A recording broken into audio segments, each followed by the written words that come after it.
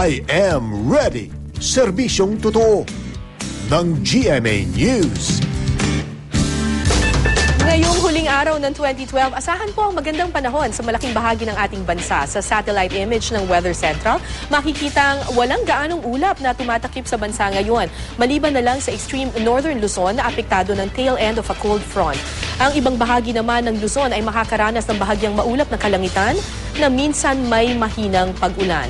Kabilang na rito ang Metro Manila kung saan may tsansang ng mahinang pag-ulan ngayong umaga hanggang tanghali.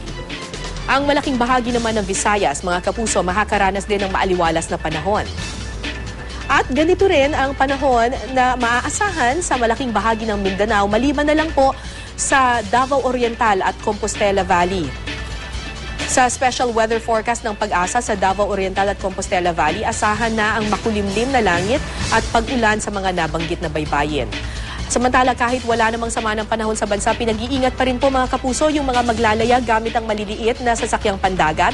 Kung maaari po, iwasan nyo muna yung northern, eastern at western seaboards ng northern Luzon at western seaboard ng central Luzon. Mamayang alas 11 ng gabi, inaasahang tataas po kasi ang alon dyan sa mga lugar na yan.